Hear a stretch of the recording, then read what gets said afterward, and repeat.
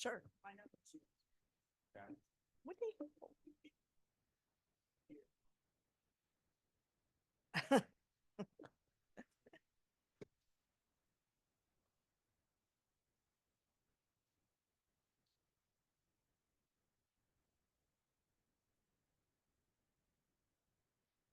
Oof, that's a terrible angle.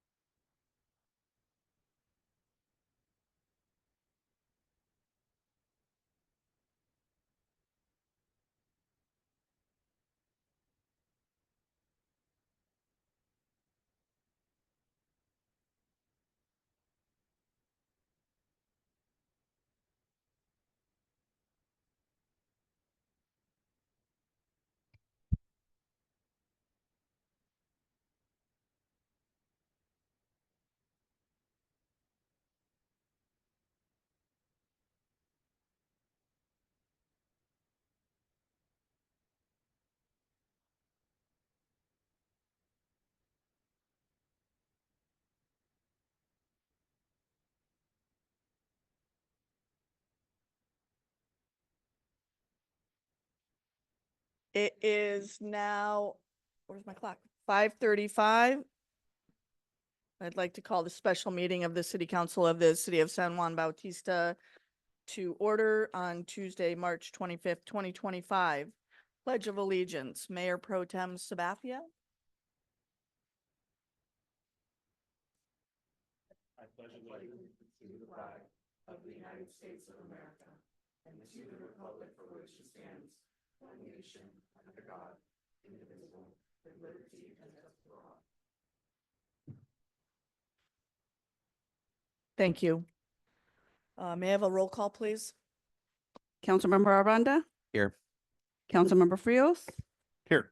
Councilmember Morris Lopez, Here. Mayor Pro Tem Sabathia, Here. and Mayor Jordan. Here. Thank you. Now would be the time for public comment, but we are going to hold that on, because this is a special meeting and it will be only on items on the agenda. We're going to hold it to when that item comes up. Consent agenda. There are 2 items on the consent agenda. Would any member of the council wish to pull an item for a separate vote?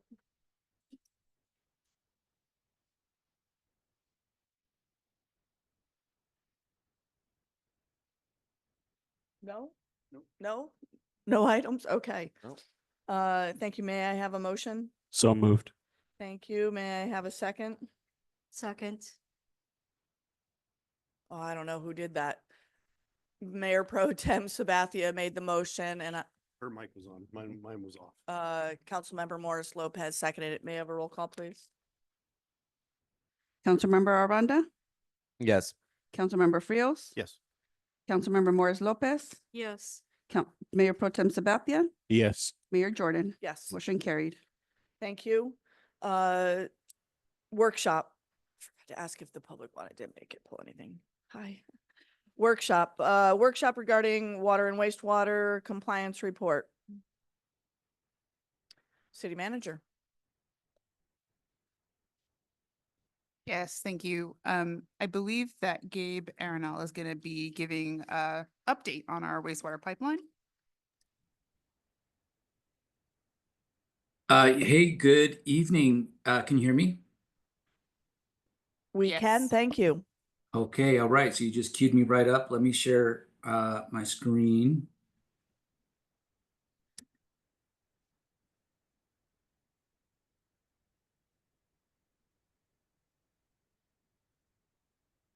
All right, so can you see the presentation? We can, thank you. All right. Hey, well, I'll get going, and I will start by identifying that as I prepared this presentation, I realized that a lot of time has gone by, and I don't remember all the early details, and I wasn't in some of the early decisions.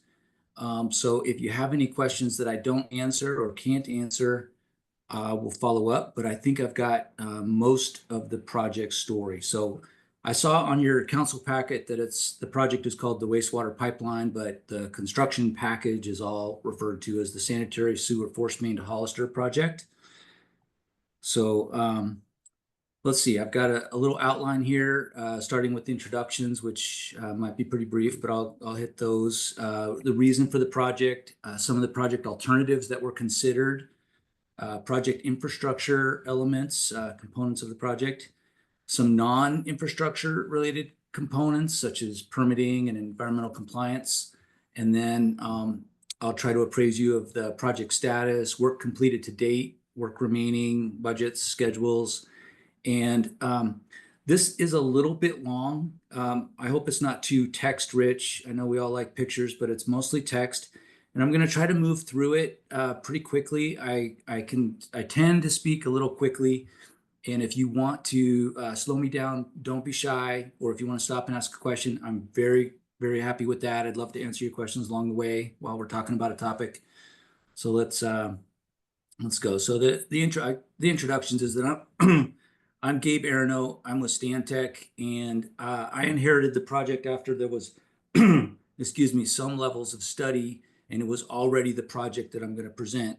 But prior to me, there were some studies that looked at the alternatives, looked at water quality, looked at water compliance at the wastewater plant, looked at sort of a comprehensive project. And I have read those, back in the day. It's dating back almost to 2020 now, through COVID. But some of that predated me. So I ended up being the design engineer for the actual improvements that you're building right now. And also, in the name of efficiency, I've been serving as the construction manager since I can wear two hats efficiently. I'm already at project meetings. I already know the details. So far that's been going pretty well. All right, so hitting the reason for the project, fundamentally at the wastewater plant, the facility is old. It's not performing. There are BOD violations. BOD is a measure of, it's called biological oxygen demand, and it's a measure of the organics in the wastewater. By permit, we have to remove a certain amount of those organics, also referred to as waste. And the plant has been failing on that on occasion. Yes? Gabe, excuse me for 1 second. We still see the introductory slide, the photographs? Oh, you do? Yes. How do let's see. Let me flip out. Thank you for telling me.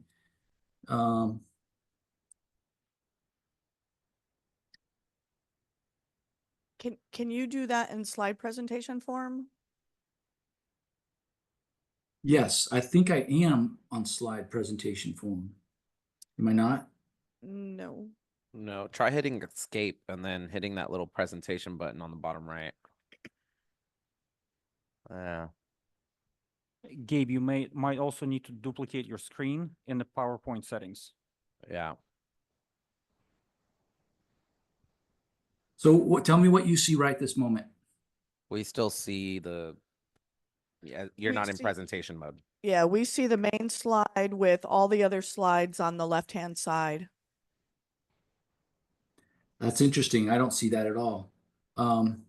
You see this when I, Like you're still in design mode. Yeah, I was gonna say stop screen share and reshare. yeah, let's try it.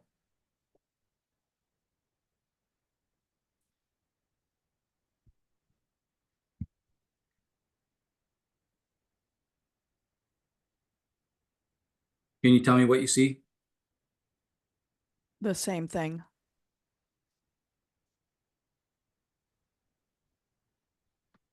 How about now? Perfect. Thank you very much. Thank you for telling me. It appears I don't quite see the same screen that you're viewing. Apologies. All right, so can you see the presentation outline again? Yes, we can. Thank you. Okay, and then here's where I was going through the reason for the project. All right, so the treatment plan is, can you see this screen? I assume you can. Reason for project, yes. Thank you, and thank you for telling me. All right, so the reason for the project is that this plant is not performing. Coliform is an indicator of bacteria in the wastewater, so that tells us that disinfection is not happening satisfactorily. And the BOD, I forget where I left off, is a measure of the organics in the wastewater. and we have had violations on those as well. So the treatment plant is not performing.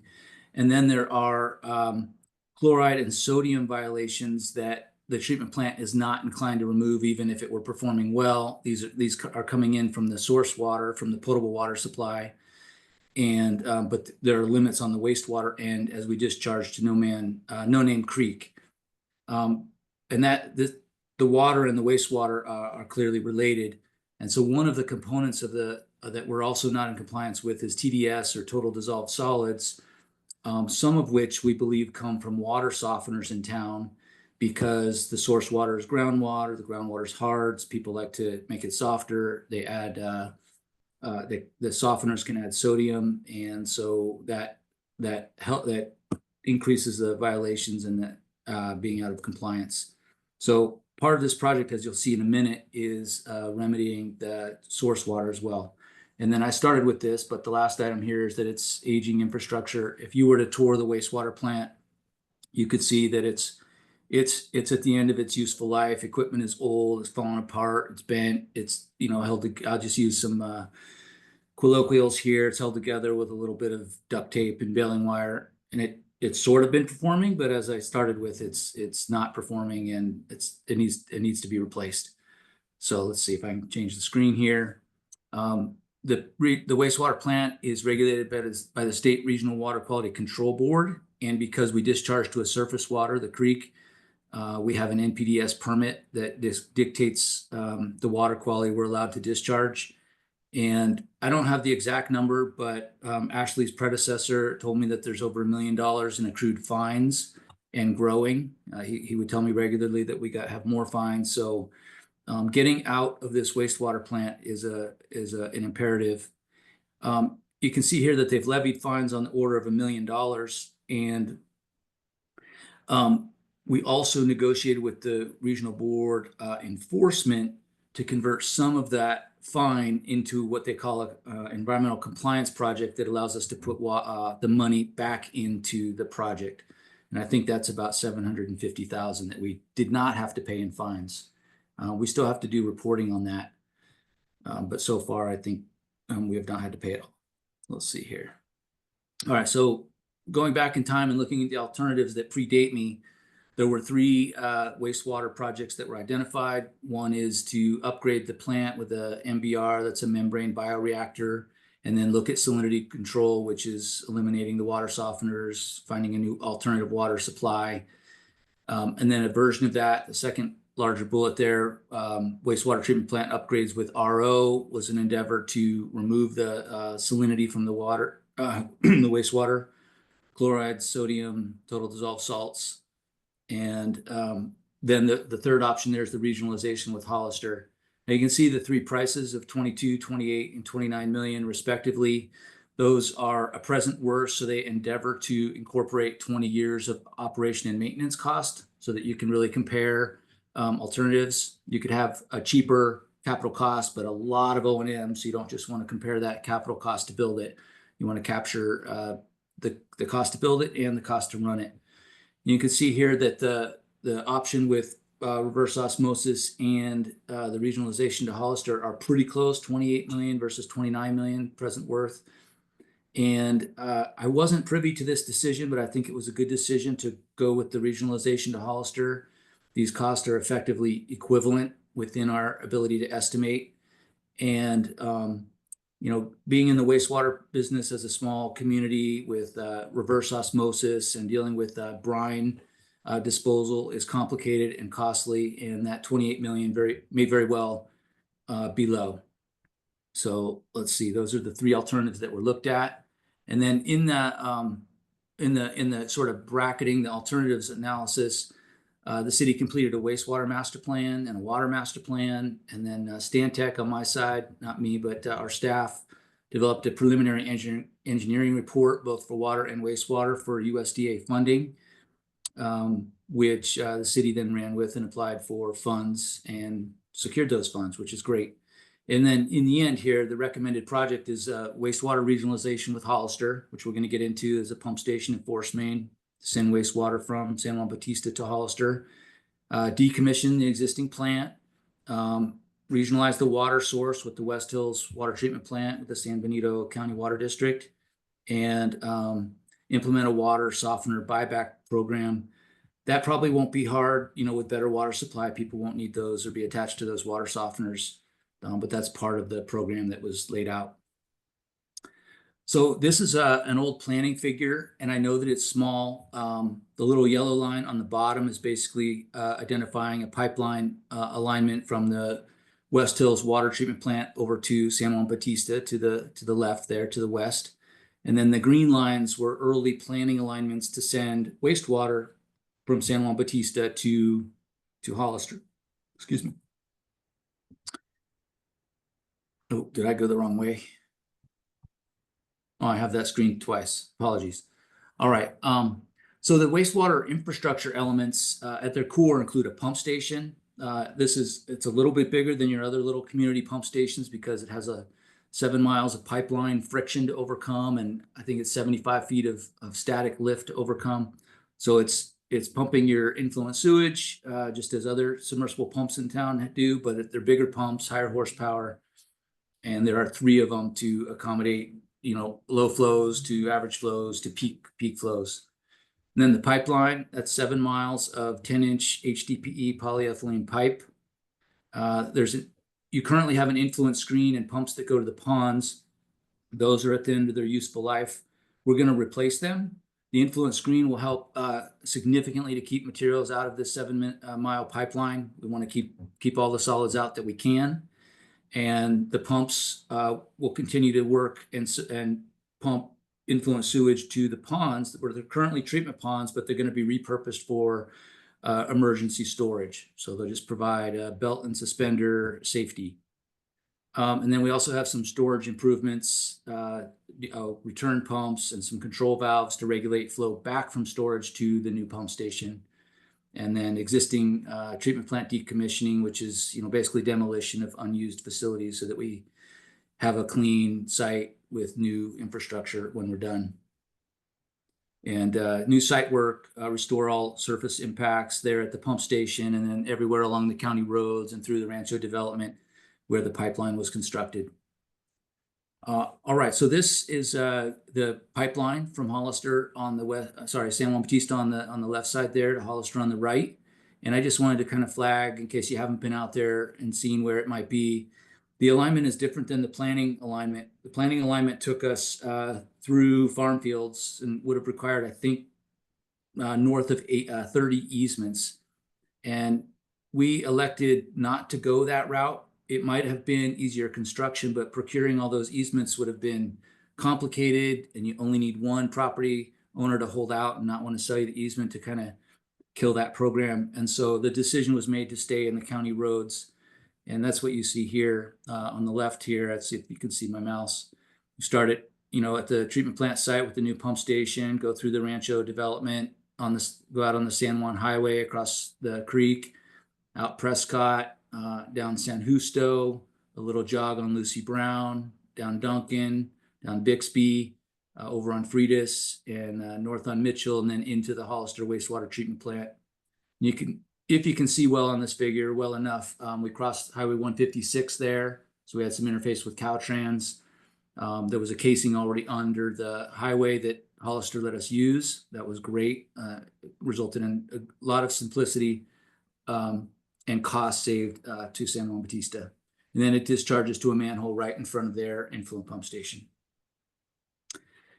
All right, hey, well, I wanted to give you a quick view of the new infrastructure at the pump station. I know this figure is busy, and I can tell you that in reality, it's even busier. It's been like spaghetti installing new infrastructure and pipes and conduit out there in place and around the existing conduits and piping, many of which are not shown on old drawings. And it was pretty fun digging through them and finding stuff that we had to jog around or figured out and cut through it. So the orange items represent new infrastructure. I'll start right here with the existing pump station of the green. This takes influent sewage, pumps it up to the pond here to the right here. That's actually to the south. And then the new pump station is going to be right next to it. It's going to take flow through the old pump station and pump it out down this way through a meter. We have a valve box here, and then out into town and across the county. We also are adding odor control. So Hollister was concerned that after we have sewage in a 7-mile pipeline, it will have a long residence time. It'll go septic and can result in odors at the discharge point. So we have some chemical feed facilities here. It's called bioxide that will suppress hydrogen sulfide generation and odors at the discharge. No, didn't mean to do that. Obviously, that's not Lucy Brown. I meant to delete that call out. These are all chlorine contact basins in green that are going to get torn out as part of decommissioning. The operations building stays. We have a new emergency generator. Maybe you've seen it out there. We also have a pig launch station. If you don't know what that is, we're dealing with sewage. Sewage has fats, oils, greases, grit, coffee grounds, eggshells. Those things can accumulate in the pipeline, and over time, we can observe that we lose some capacity. So one way to mitigate that is to make sure we keep our velocities up when we do pump. And then if there's still a problem, we can put a pig in there. It's like think of it as like a stiff rubber ball. You put it in the pipeline and you push it through, and it sort of scours the inside edges or faces of the pipeline and pushes everything out towards the discharge end. We don't know if we'll need that, but it's a tool that for a 7-mile pipeline we want to have. Over here we have new motor control center. It's covered up on my screen. Where the filters that are there now and not performing will come out, will be demolished. And then there are some improvements just to the south of this at the ponds, at the existing treatment ponds. I didn't include them in the figure. Thank you for bearing with that busy figure. All right, so we had a number of non-infrastructure elements to get through on this project too, including pretty significant permitting that EMC helped with, and I wish I'd flagged their name on here when I list the rest of the team, but they helped a lot. They got the U.S. Fish and Wildlife Service permit, California Fish and Wildlife Service, Regional Water Quality Control Board permit, and then we procured the Caltrans encroachment permit. But you can see this next bullet here, environmental mitigation. The project had to pay $468,000 for the loss of creek habitat when we take the water out, and that's a big hit, but we just could not find any way to navigate around that permitting impact. So anyway, that's part of the project funding that you'll see later too. And then the funding, there's USDA, SRF, NSRF, and other funds. I'm going to list those later, so I'm just going to skip that. But I did want to flag that there's an FRS compliance project. That's where those fines from all the notice of violations are being allowed to be put back into this project. And then now, last but not least, we have a sludge management component, and that is as part of the pond treatment process, all the organics with microbes and bacteria convert all the dissolved organics, the waste, into solids, and we call that sludge, and they all settle to the bottom of these basins. They're doing the treatment work, but in the end, we have to dispose of them too. So they've been accumulating in the ponds over years. In 2019, some of them were removed and wasted, which is a regular need. And at the end of this project, we're going to have to do that again. All right, so moving us on to status. The project bid in June of 2023, and the low bid contractor was Specialty Construction Incorporated. They've been great to work with. We have had a lot of complications along the project, just conflicts, utilities we didn't know about, and they've really been fair and worked with us to get around them, jog around them, cut through them, whatever we could figure out. And then the project was not awarded in June; it was awarded in August because that bid, even though they were the low bid by $3 million, which was great, we didn't have funding for it. So we had a delay there, and USDA came through, I think, with an extra $2.3 million so that we could award the project in August. And this is where I was saying I should have listed EMC.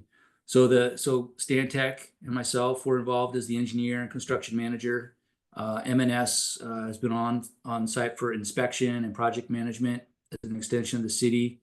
Ridgeline Municipal Finance has been on funding, and then EMC, not listed, was that helped us with all the environmental compliance, and they're still involved in monitoring and reporting and that'll carry on till the end of the project. All right, so work completed to date. Let me go back one step here. It's right here. Is this what I wanted to go back to?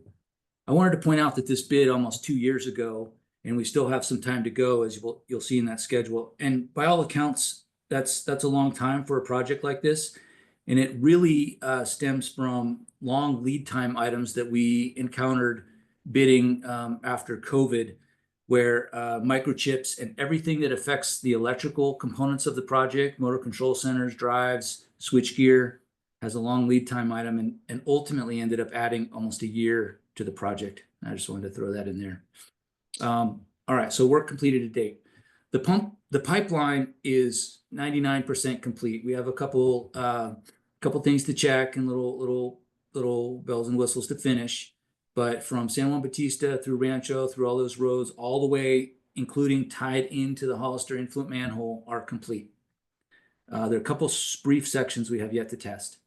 There are pig stations along the way. I mentioned what those are, but we can't do the whole pipeline with one pigging operation. So there's a couple intermediary receiving and launching stations. Sections of the road that could be paved and restriped are complete. The remaining sections of road you'll see in a second will get a slurry cover and striping, but we can't do that till it's warmer, which we're almost upon that warmer weather.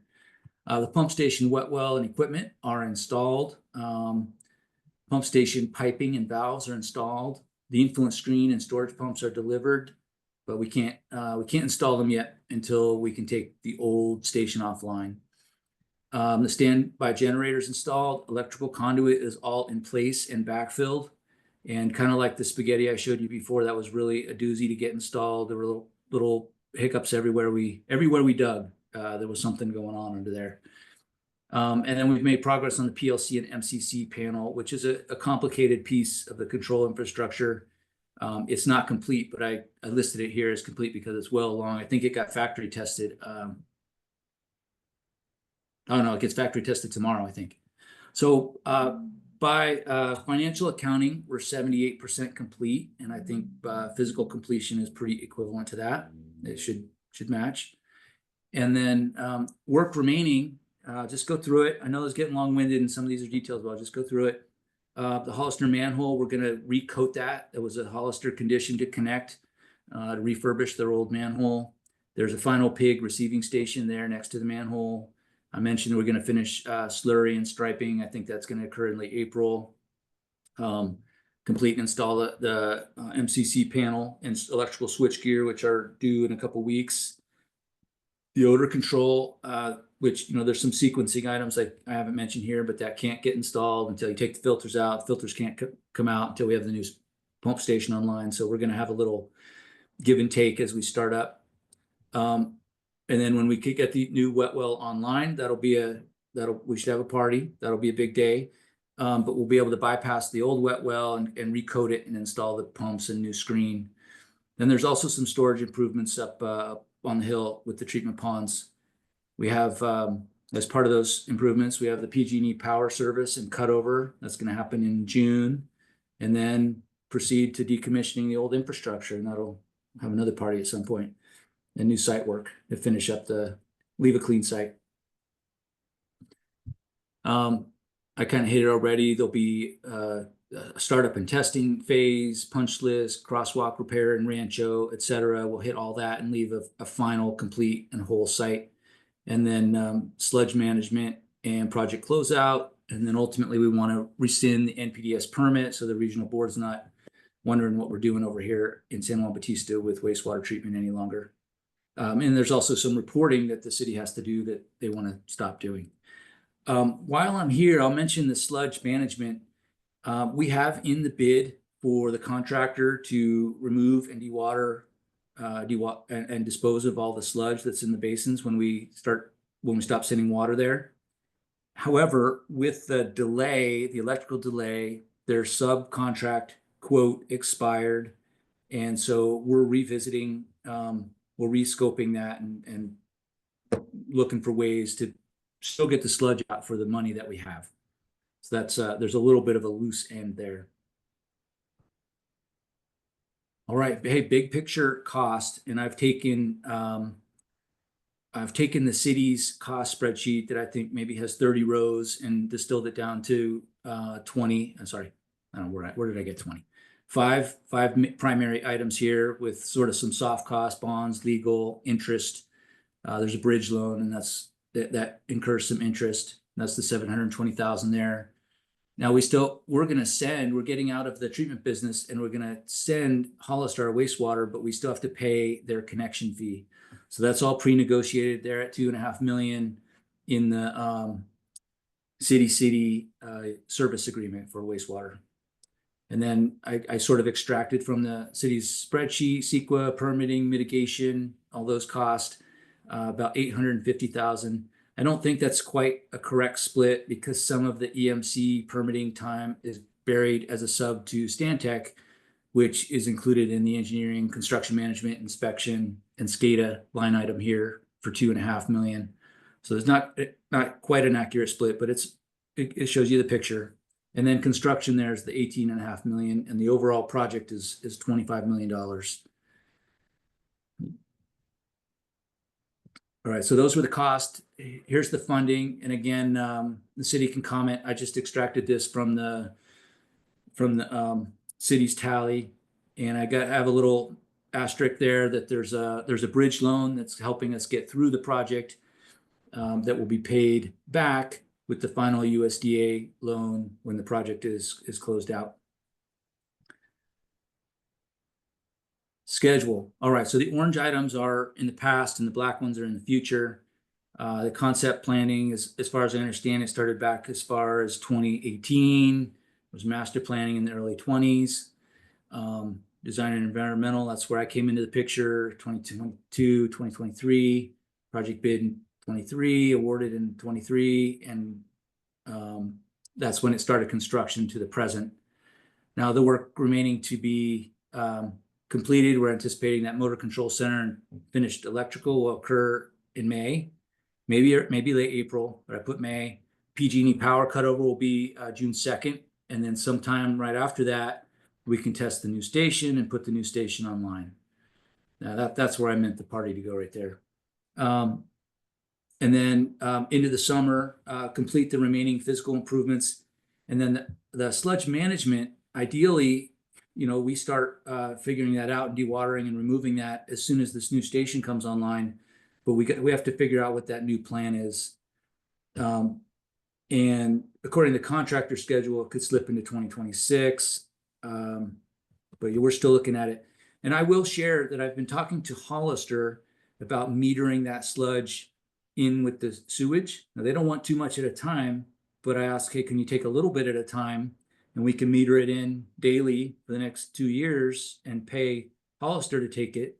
And that would be attractive for San Juan Bautista because there'd be no construction activities in the neighborhood. We'd wrap it up at that point in terms of the noticeable activity on that site. And then the operations team running the pump station would just meter in a little sludge as they operate the pump station. We're working on that. Hollister had some concerns, which I understand, but they are scratching their head to see if there's a win-win there. And then close out the project. Ideally, we close it out let's say we ideally close it out in September when everything's complete, and then the sludge rolls into the next couple of years as part of operations, and it's not part of the project, so we're done in 2025, but it might trickle into 2026. All right, I hope that was valuable. I'm available if you have any questions or want to go back to anything, or if you have any concerns, I'll hear those too. Thank you. Questions, comments, concerns from the council member Aranda? Yeah, I have a question. The sludge, is that a one-time deal? Like we just get rid of it and then that's it? Or is this like going to be an ongoing thing? And is there any cost associated to it? Okay, there are a couple questions in there. So as a treatment plant, sludge is always growing, right? You're consuming organics and you're growing sludge. And so every 5 years, or it depends on the size of your ponds, you have to remove some of it. We call it wasting. That's an ongoing thing. When this converts to a pump station, it's a one-time thing. We have to get rid of the sludge that's there, and then there's no more sludge ever. Did I answer your question? That did, thank you. Yes, you're welcome. Other than that, thank you for the presentation. I don't have any other questions. Thank you, Councilmember Friels. No questions. Thank you for the presentation. Thank you, Councilmember Very- Morris Lopez. Yes, thank you for the presentation. It's a lot to unpack right now. But I Yes. do have a question about the CEQA cost, over $750,000, 850K. How does that tie into the fact that it's a CEQA exempt project? Because I read that somewhere and some information. So what's that 850K for? Okay, I do not, it was not CEQA exempt, to my knowledge. Okay, I read we- that in some documents that I had earlier that I was reviewing, so maybe you can bring me up to speed in the public. Thank you. Yes, I can dig into that. We can find the CEQA document and make sure you have it, but that was completed by EMC. It's been 2 years. I'm really quite certain that we were not exempt. And then, but the more than half of that, almost 500,000, is that in mitigation costs that I mentioned for the impacts of taking water out of No Name Creek. And then there's another 350,000 that's EMC's time, that's permitting fees. That's the CEQA document. And then I think there was a NEPA cross cutter process because some of the funds are federal, and I'm speculating a little bit, but I also want to qualify that I sort of grabbed and maybe lumped loosely what I thought fit in that particular bucket to get to the 25 million. And it's close, but not exact. Does that help you get to the 850? 500 of it is just paying to a mitigation bank for habitat impacts. Hang on one second. Sorry, just to get an answer for you. Thank you, Gabe. Dimitri, can you help us out with that a little bit? Yes, absolutely. So the Okay, I project just is, it had to do some sequel, but also because we got a lot of federal funding for the project, we actually had to not just do sequel, we had to do NEPA, which is the federal. Can't hear you on the microphone, sorry. The light screen. Okay. Oh, okay, all right. So the project, we still had to do CEQA, but Okay. because we got a lot of federal dollars into the project, we also not just had to do a CEQA, we had to do NEPA, which is a even higher effort on environmental analysis. So that's it had to be done. It was What not that- exempt. What was the acronym? I'm sorry, NEPA? NEPA. what So does it stand for? CEQA is the California environmental law. NEPA is the federal environmental law. And I think it's more stringent, and we had to clear the NEPA for the USDA funding and the EPA funding that we received. Okay, thank you. And then I guess my last question is that you said EMC their fees are embedded in the engineering line item for 2.4 million. I want to own that I'm not exactly sure where I put their time, which is why I mentioned that. And it might be split. So the city's breakdown of those costs doesn't exactly match the Stantec contract. And I loosely put this together. It paints an accurate picture, but the numbers themselves might not be exactly right. Then last question, you made a comment that Hollister is scratching their head. What are they scratching their head over? Okay, so they have their own wastewater, and they're generating their own wastewater solids, and they have some capacity limitations. They have one belt filter press, and they have a finite staffing arrangement that can only operate that press 8 hours a day. And so they're scratching their head with respect to how much extra sludge they can take per day. And I don't know exactly what they're scratching their head about. That's my expression, but they haven't gotten back to me with an answer. And I will share with you that staff at Public Works says, hey, there could be a winning idea here. We would love to take your sludge money and buy a second press, but the operations team, they have to make it all work. They are the ones being cautious, and so they're working it out. Would that potentially affect our operation and what the agreement is with all these costs that are here line item? Would that affect any of that in terms of increasing? Well, I don't know exactly what Hollister would ask for at this time, but at this time, in that 18 million, we have approximately 750,000 in the bid for sludge removal. Now, I told you that sub quote for 750,000 expired because we had all these delays.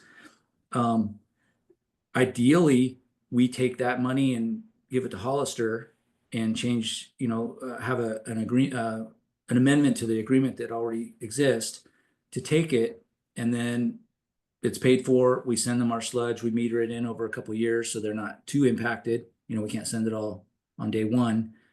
But ideally, we don't change these costs. Essentially, what I'm hearing is that the scratching of the head and the limitations that they may have, whether they're founded or not, it's pretty much their responsibility. Okay, on the sludge side, they have no obligation to take the sludge. On the wastewater side, they do have an agreement, an obligation to take the wastewater. And when we send them wastewater in June, we also have to send them this check for 2.5 million for the connection fee that's buying their treatment capacity. But the sludge is a separate deal, and that's Gabe, that's me looking for a solution since the subcontractors quote expired and they're not sure if they can deliver on that quote. They're supposed to get back to me anytime. And so the Hollister taking the sludge in addition to the sewage is a new idea, and Hollister it's not their problem yet. It's not their problem yet. We hope they agree to take it and make it their problem for money. We'll pay them to take it, but they're not obligated at this time. This is coming from a council member that it's naive on that. That's why I'm sitting here to learn. So you explained that a little bit clearly, but by us sending our wastewater, that creates sludge for them on that end, correct? So we're not directly we're indirectly creating more sludge for them, I guess, in the end, right? No, you're exactly right. The sewage, all the waste in the sewage is going to generate some sludge on their end.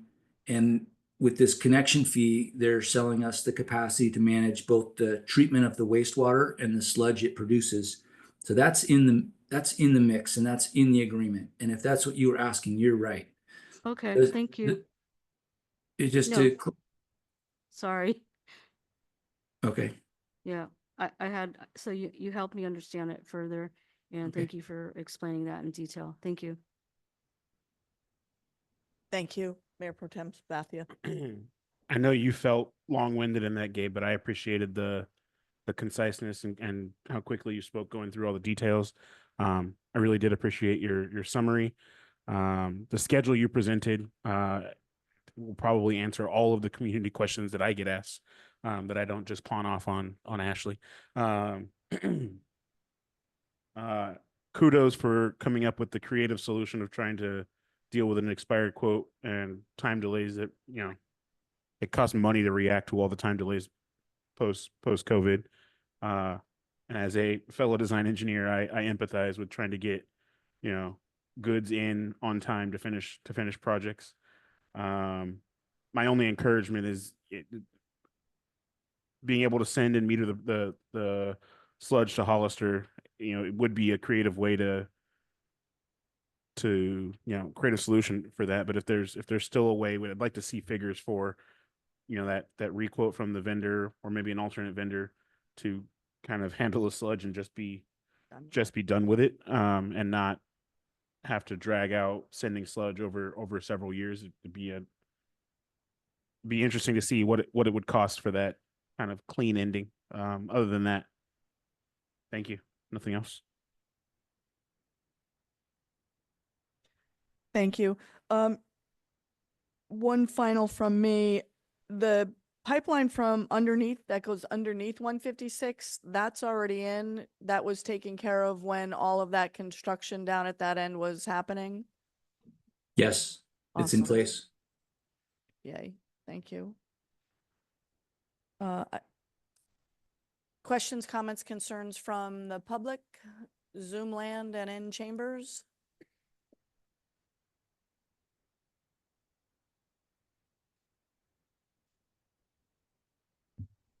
Hi, Michael, welcome. Hello, I just have a question, seems to be one of the key questions is the sludge management. If I remember correctly, back when we bid it out to specialty to do the work, we were short on money. And if I remember right, I think 4 of you were here on the console at that time. We decided to wait on dealing with the sludge, and it sounds like we are still waiting to deal with it. And my concern was, if I remember correctly, the sludge is in the existing sewer ponds that we have now, and those ponds were supposed to be used, once they were cleaned, were supposed to be used as emergency backup. So, if we get in a problem, we don't have that emergency backup until we get that sludge managed. And from what I'm hearing, we might be pushing that back to 2026. And do we have the money for the sludge removal now? Because if I remember correctly, we decided to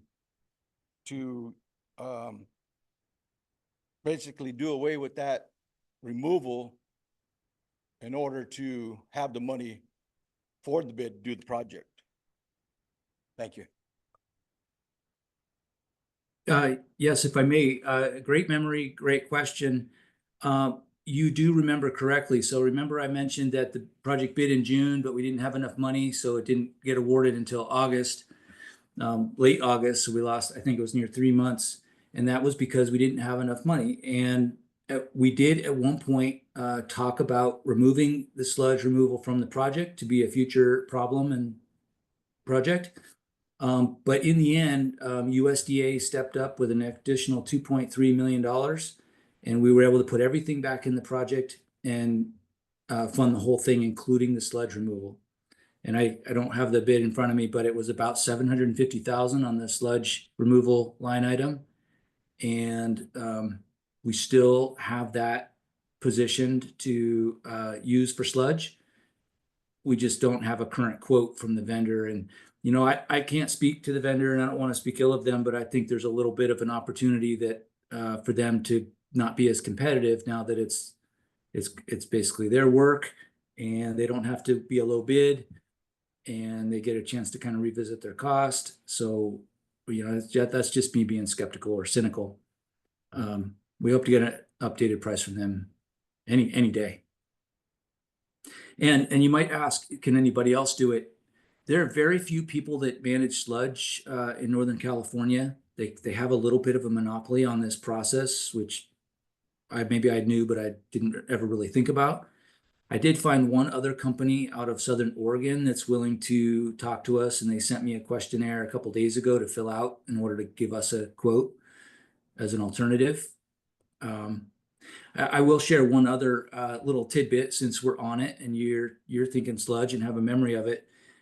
In 2019, when Synagro removed some of the sludge, I mentioned that it has to be done every few years. They used the neighboring property to the east. There's an open parcel there. And now with this project, we can't use that as part of the project because of the federal funding and these permits that we were required to get. We had all this surveying done. We're looking for ground squirrels that are habitat for salamanders. And we haven't found a single salamander, but anywhere there's potential habitat, we have to clear and mitigate and survey, maybe mitigate. And so right now that site is not cleared and it's off limits for anyone related to this project. So one permutation of this is that we take the sludge out of the project as a change order, close out the project, and then the city has a follow-up standalone operational project to deal with the sludge, and then you guys can do whatever you want. You can access the neighbor's site if they'll rent it to you or allow you access. Things open up, but we've had a lot of constraints because of the federal funding and the permitting on the project. Anyway, just a detail since you're thinking about it. Thank you. Do you have a speaker card? Okay, that's okay. Come on up. State your name for the record, please. Is the light on? Now it's on. Perfect. Yes, hello, my name is Dave Rodriguez, longtime listener, first time caller. And just had a few questions. I'm a newbie to the community and regarding the sludge, has there been any type of thoughts on innovation on what we could do with this sludge rather than maybe go out of state, maybe contract within San Juan Bautista with one of the local construction companies that can maybe get certified in dealing with this sludge? It seems like a huge waste of opportunity to go out of state when we can maybe reinvest that into the community. Gabe? What do I have a comment on that? Yeah, hey, I will share that we've talked internally with the contractor that we have, Specialty Construction, about them maneuvering the sludge and dewatering it and trying to dry it out and then finding sending samples to a lab and getting it tested and taking it to the Watsonville landfill. But they're not specialists. They're not quite sure what's involved. They would want to work time and materials. It's just not something they usually do, even though they say they've done it before, but time and materials, they don't know how to quantify the sludge. They're not sure what the lab requirements might incur. You know, what if there's some metals in there and we have to take it somewhere else? So the answer is yes and no. We've talked about how to do it sort of in-house and locally, but we don't have a working plan for that idea yet. Okay, and while I have time, I'd like to ask have you reached out to some of the neighboring communities as how they deal with their sludge, like Gilroy or Santa Clarita, maybe even Monterey, to see if maybe they have innovative ways to deal with this and kind of try to reinvest it in our community where it's a win-win, so where we just don't throw away the sludge and maybe can use it in some sort of weird way. Just a thought, and I'm just asking these questions because just to get maybe a little bit of a return on investment on some of this stuff and that better help the community. Just real quick, Gabe. Yeah, I have not reached out to our neighboring communities, but I could. And typically, you know, if they're a little bit of a larger community like Gilroy or Watsonville, they have their own dewatering facilities and then they pay a hauler to take it to a landfill somewhere. Or if it's of sufficient quality, they can land apply it as a fertilizer, but they have a whole working program to do that. And Yeah, then oh, go ahead. I'm I sorry. was just Go gonna ahead, say, Gabe. yeah, I'll be real quick. Other pond plants do exactly what we tried to do. They contract with a specialist, and Synagro is doing a lot of work around here to take it and they take it to a composting facility or a landfill. And Yeah, the one firm I mentioned that's in Southern Oregon, yeah, they're in Southern Oregon, but they come down here. They have a local crew. They hire local subs, and they do a local operation. They're doing a couple in the Bay Area right now and in Mountain House. So they might be stationed in Oregon. That's where I found them, but they travel. right. No, I think it's worth the calls, at least 2 or 3 people to see what they do, because they might be handling it way smarter than maybe we can, and it'd be great to get some return on investment on some of this infrastructure that we put in. And just lastly, as my time dwindles down, any forethought on after we get this in? I think the next phase is to bring in the new water, a new water source, and once this wastewater piece is done, and forgive me if I'm confused, I'm kind of new, but any recommendations in terms of just rather than completing the project and going to actually give some forethought, not just 5 years, 10 years, but maybe 20, 30 years to build out something that will actually materialize to where, hey, these people thought about it. So thank you. Thank you. Hey, Dave, I haven't been involved in the water project, really, except to hear about it. I know it's there. But I don't actually know what your question was looking for. I apologize. I mean, we're gonna bring in a new water supply and send the wastewater to Hollister, so I'm missing what kind of innovation you're thinking might play out for long-term, benefit. If you could clarify or re-ask, or apologies. You can re-ask, go ahead. Yeah, just thinking out loud in terms of, I wasn't too sure if the project was just wastewater specific, or did it include maybe the fresh water from Hollister. So that was my overall question. I guess if this project entailed that. So we have multiple projects going on. Yeah, so it's separate. Yes. Okay, sorry about that. Thanks, Gabe. Thank you. Thank you. Back to the council. Any more council comments? Councilmember Aranda? No, I think, actually I do. So, for this project, I know $10 million was a loan. And I know that we have Dimitri here. Is there any other thing we can do to offset that $10 million? Like, is there another grant that we can go after to pay off that $10 million so that we can lower the sewer rates for our constituents here in town? Since I know they're going to be seeing that reflected in their bill, right? It's just the 10 million that's outstanding. That's part of the water part, right? Yeah. Whenever, yeah, if we have another session that talks Yeah, about- let's wrap up wastewater and then we'll and then go into in there. water. Got Mhm. it. Okay, sorry, yeah, because I saw the 10 million in the budget funding, that's why. All right, other than that, I have no questions. What? He's talking about wastewater. I'm sorry, I'm getting confused on your loans. Yeah, I'm looking at the budget funding right here, and we have a. Okay. Oh, okay, got it. Okay, Okay, so okay, yeah, I'll wait. I okay. guess we'll wait for that. Yeah, Thank you. thank you. Councilmember Friels? Nope, I'm good. Thank you. Thank you. Councilmember Morris Lopez? No, thank you. Thank you. Mayor Pro Tem Sabathia? And nothing else. Thank you, Gabe.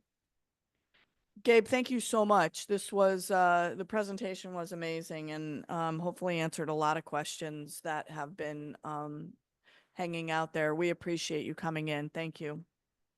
You're very welcome, and don't hesitate to think of a question later. Thank you. All right. Bye-bye. Bye.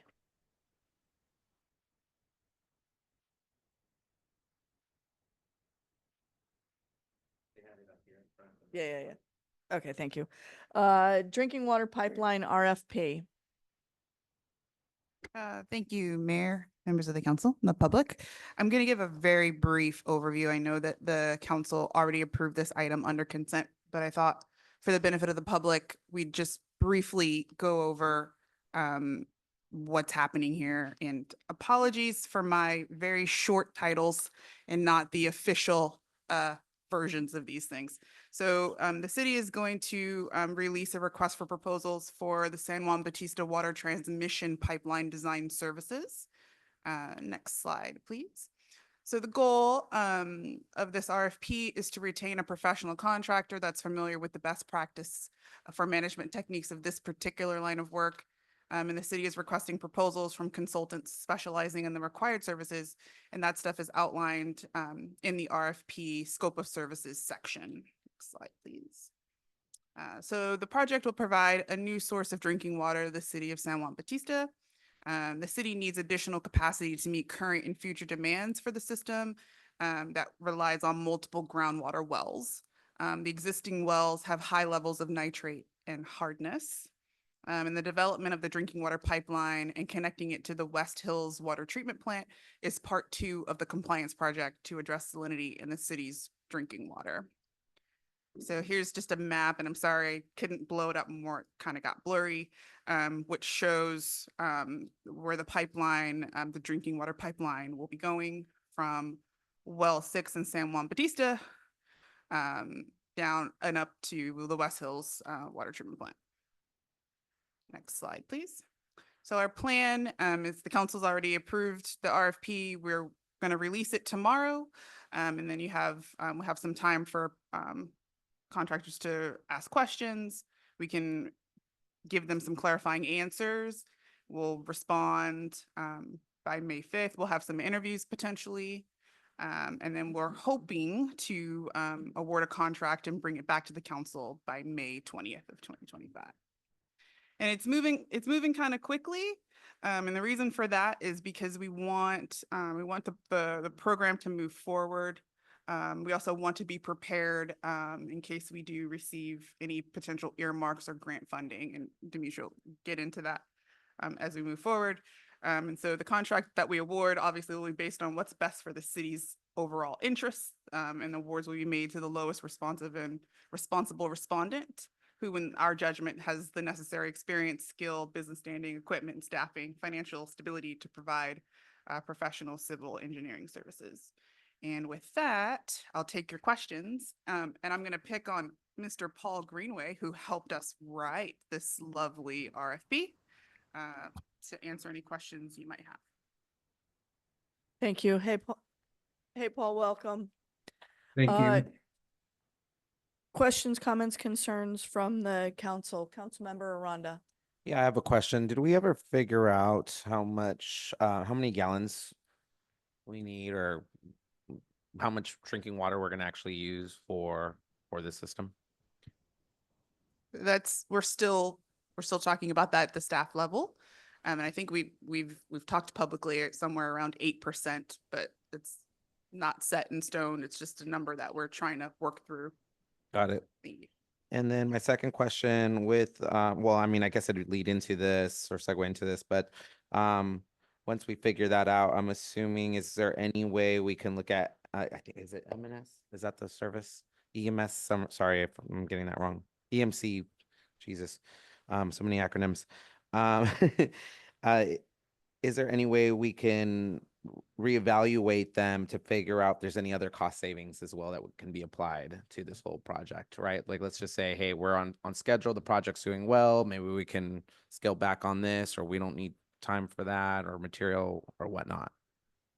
I want to make sure I'm not, because we're talking about the RFP process, and that's a different for the drinking water pipeline, and the design of that pipeline is separate, going to be separate from the wastewater discussion. Sorry. So I just want to make sure I don't mix the two. Mix the two, yes. Okay, we'll get hold there. that thought, sorry. Yeah, we'll hold it. Other than that, no questions. Thank you. Councilmember Friels. No questions. Thank you. Thanks. Councilmember Morris Lopez. No, thank you at this time. Thank you. Mayor Pro Tem Sabathia. No questions, but thank you for continuing to pull this thread and push it forward. Unintended. Pull the thread. I have nothing. Thank you. Questions, comments, concerns from the from chambers? What? Yeah. Hi, Yeah, I have Michael. Welcome. Oh, welcome. Hi. Again, threw me a loop. I have one question. Last name. Michael Ponce, 803 First Street, San Juan Bautista. I just have one question about the map that's showing the route of the pipeline. The map shows it along the foothills. I thought we were talking about along 156. I don't know if that's still what we were talking about. And then I also have a question for city manager. When Councilman Aranda asked about how much water we need, you said 8%. Can you clarify? I don't know what that 8% means. Thank you. Thank you. This is Paul Greenway. And would like to share that the basis of design report did have alternate alignments within it, and that is attached to the agenda packet. And the exhibit that was shown was one of those alignments. The final alignment hasn't been determined, but you're absolutely correct. There is an alignment along 156, and I can share my screen here to show that version. Let me just do that real quick. I think I'm sharing that screen now, and I'll just zoom it up a little bit. Yeah, we have it. Thank you. Yes, so this one shows on the far right, we're starting on the right, and it'll show in yellow, you'll see an access road. And that is the at the top of that yellow is the San Benito County Water District West Hills Water Treatment Plant. Water would leave that location and go down the access road in yellow, up Union Road in the red area, and then it would follow the existing alignment, which is in blue, which is the 156, which you mentioned. This is currently thought to be the preferred alignment, and then it would end up over here in the at well site 6. So that hopefully answers the question.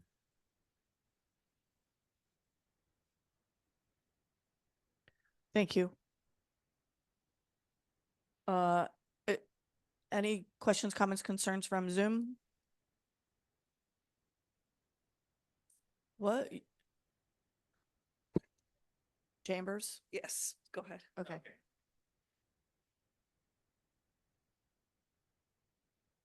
Hello. I'm Just sorry, had- hang on 1 second. Paul, Michael had a second part to his question, which was the 8%. Can you please come to the microphone? No, I did have a question on 8%, but also just a curious question. The pipeline coming from Hollister to San Juan ending at well number 6. Why are we going on well number 6, when well number 6 is the well that we shut down the most? Does it make a difference where we connect to? That's my question. Yeah, that's a great question.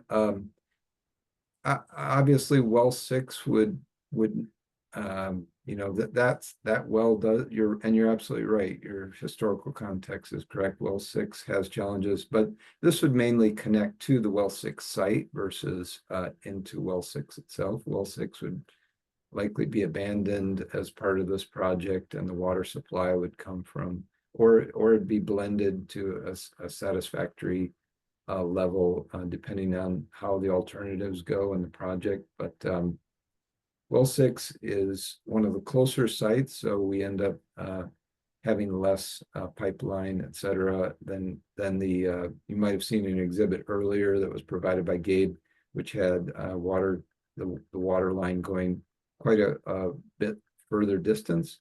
So we save on those costs, and that's probably the main component. But this will be evaluated as part of the engineering alternatives. We're at the very concept stage here, and that will be things that the engineering team that is selected will help the city decide which is the best alternative, which is the least cost option for the city.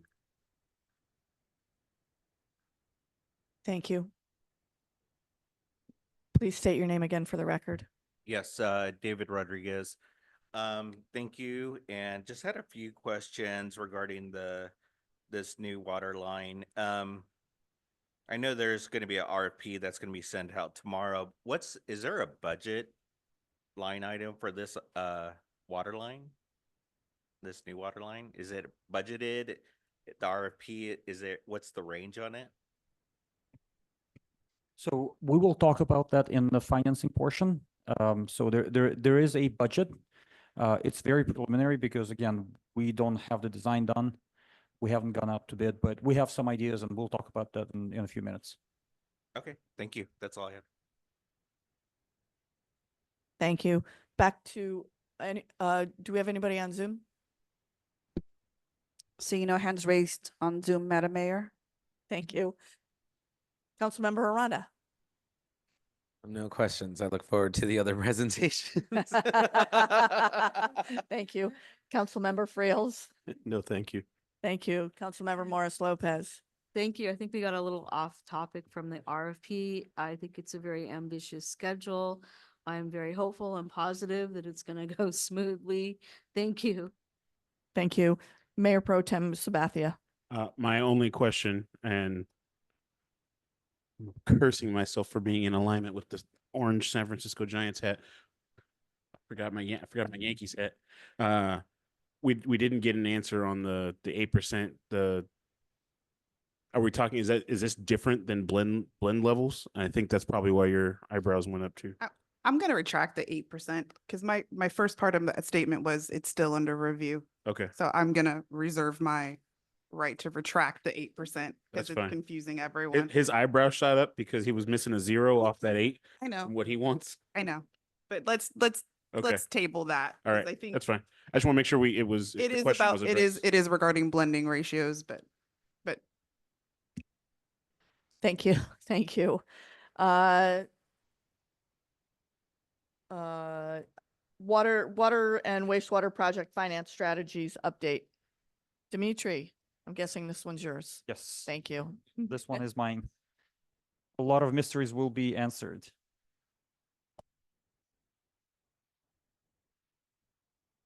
So does this mouse work?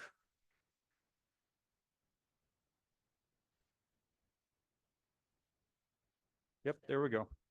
All right, so first is the recap of how the wastewater project got funded. As Gabe mentioned, the total project budget is $25.2 million. And I think the way the funding worked out is actually pretty incredible because we got over $10 million in grants, 10.5 million. We only had to borrow $10 million from the USDA. And then the San Benito County contributed $4 million, mostly for the pavement of the road because we cut it up.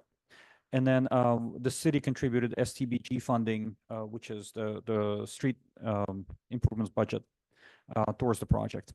So only $10.2 million had to be borrowed at very, very good terms. And this is a USDA loan. It's a federally funded, federally subsidized loan. It has a 40-year term. So about as long in terms of repayment schedule as you can get. It has an extremely low interest rate of 2.75%. They don't make those anymore. That was an amazing rate. We were able to get the funding done before the rates shot up. So this is a great outcome for the city. The annual payment is $426,000. If we do quick math, I think we are about $40,000, $40 per account per month in terms of the debt service payments. And in terms of the financing terms, this was about as good of a way to finance the project as possible. And we had to go with a debt to cover any deficiencies from what we're able to raise through grants. Unfortunately, at this time, no more grants are available because grants always come in before the project is constructed.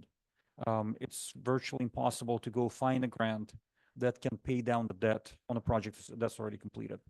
The time to get the grants is before you go out and build a project. And having more than 50% of the project costs come in form of grants is actually very, very impressive. So that I think the city had an exceptional outcome in terms of how the project got funded. So I wish there was something more that we could do, but this is about as good of financing terms as possible to get. Any questions on this? Any questions? Go ahead. If you have a question on this slide only. Yeah, no, for sure. No, so help me understand here. So it's 426,000, like, you might get a little more in depth here. $426,000 annually is what we're paying. How is that like divided by 700 homes in our town? Is that Right, what? we have 800 connections, right? 426,500 divided by 800. That's 533 per year, and divide that by 12. That's $44 per month per Got it. account. Okay. And then with that interest rate, this is locked in 40 years. Like this is after we pay it off, or does it go up? Like what are No, we it's, looking? it's fixed for 40 years. Fixed for 40 years. Like I said, they don't make those anymore. Got it. Okay. And I know you already said it, but we can't find any more grants, but That is have we correct. tried? Like, I don't know. Like, I want to find a way to pay that 10 mil or figure out how to get rid of the 10 mil so that, because our water rates are already high for those that live here in town, right? We have a lot of uh residents that are on a fixed income. And how can we get creative to get that 10 million out so that we can reduce the water bill by even if it's freaking $40 or $100, Right. right? And that's what I'm focused on is enough's enough, right? We expect that it's gonna go up every year. What something's gonna change? What if the project, is there's another delay and we need to go find more money? Like how much? I just don't want to see this bill ever go up anymore. Like it's already, I live by myself and my bill is almost $300. So now it's trying to figure a way to reduce that. And that's what I'm looking at. That's why I'm eyeing the $10 million. And so if you're saying it really can't, I get it, but is there anything else we can do to whether it's not a grant, something else that we can figure out to get rid of the 10 mil? So unfortunately, we've done as much as we could have on this project. I don't have any ideas right now on how this 10 million can be reduced. We are working, and I'll mention that down the road, to hire a grant writing firm. Good. And one of the things we can ask them to look into is if they can find any grant opportunities to help with this. That they might be able to find something, but in terms of everything I know about grants, It's done. it's Yeah, done. no, I would be interested in pursuing that, or at least, I don't know if, I mean, obviously it's the federal government, but I mean, even having the loan forgiven just because, we are a impacted community. I mean, we just don't have all the funds to do all this. And obviously this is a requirement from the state, right? And so I would love to follow up with our city manager about that. Right. Other than that, I have no Yeah, questions. unfortunately, that's the hard part about being a small community is when you have a big infrastructure project, it's just expensive. Got it. So and we do our best to try to bring in as much outside dollars as possible to help fund projects and alleviate as much of a burden on the community. Thank you. Yeah, no, great job. I mean, you're right. That is amazing. So thank you. Thank you. Any other questions on this one slide? No, cool. Thank you, Dimitri. Oh, sorry. Yeah, I do. Go back, please. So looking at the loan amount of 10.2 mil, rounded off to 10.270 mil. Can So you we talk talked, into your microphone, yes, please? I will. Thank you. So we talked about the household, approximately 800 households that we have connections to. You worked out the math for that. It's $44 a year, a month A for a month. year okay. So I don't hear any talk about our big ag companies. Has that been factored in? Because, they're benefiting from this, right? That's the part I can't answer. There was a rate study that was done. And I think that's something that we looked at. What we just did here, let me go back of the envelope. This was not based on the volume or anything, just simply. So I think it's very critical, and I know that Mr. Ponce in our audience has persistently brought that up to this council and before this council when a council member Aranda was not here, prior to Ms. Colick being here, and it never got answered to our satisfaction, or I believe his, and in terms of money, cash money that they're not paying us, and they're still not paying us. And they're I would venture to say Taylor Farms, they're in the billions. You know, they have company out in Salinas Valley, the lettuce capital of the world, I guess, is what they're called. So I'd like to see how we can factor in collecting some money from them.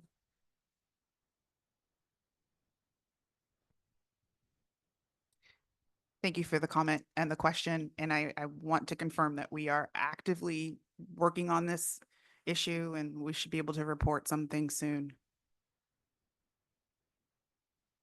Thank you. Nothing. Dimitri, I appreciate the consistency that you've given us in reporting on these issues. When you're speaking, I remember, half a dozen reports of, rounding numbers here, seeing things there. And I will go on record as saying of the scenarios that you have kind of reported over the last few years, you really did, were able to shepherd us into the best case scenario. We saw numbers that were way worse than this at the original outset and estimations and that loan, that 10 million amount was, I believe, up around 18 in some of the scenarios about there. And so getting it, nobody ever wants to bite the bullet and pay the multi-million-dollar, bill, but this is a lot lower than what was reported at several different instances over the past few years. So I wanted to say that we appreciate you shepherding us through what really is the best case scenario at this point. We saw in the rate study, some of the estimations for just this portion of the increase were in the $60 to $80 a month range. And some of the really worst cases. This is one of the better scenarios at the 44. It's not still a bitter pill to swallow, but much less bitter.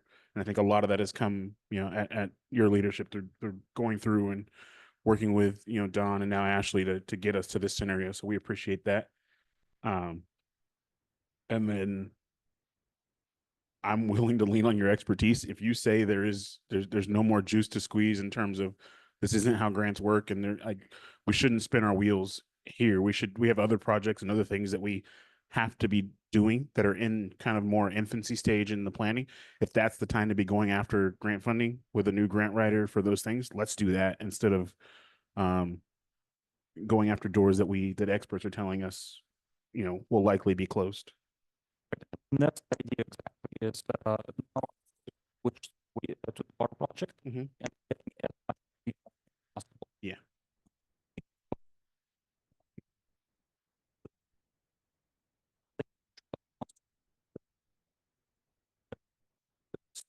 Get much funding or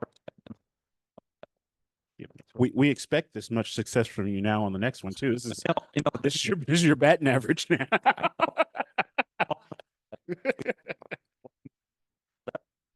Yeah, where's the next one? That's the next one.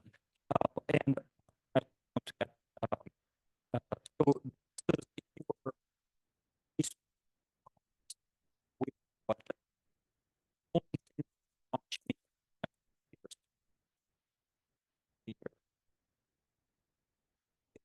Mm-hmm. Yeah.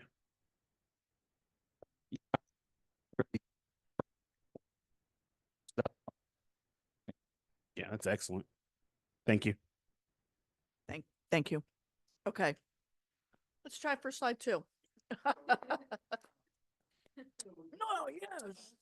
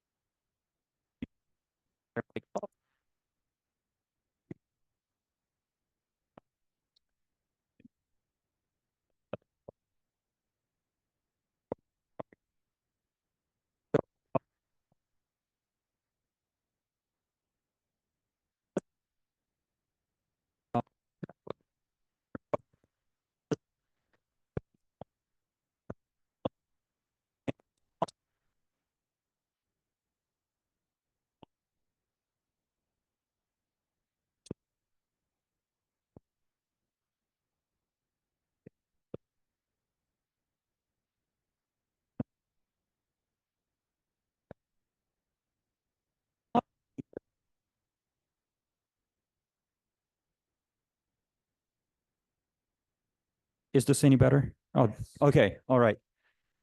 What's not included in the 15 million is two projects that the city has been talking about and has heard about for, at least a few times. The Microvi system.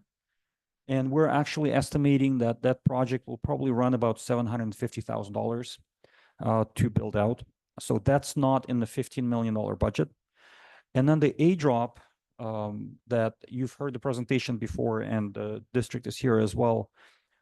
Our portion of the project is estimated to be about $2,560,000.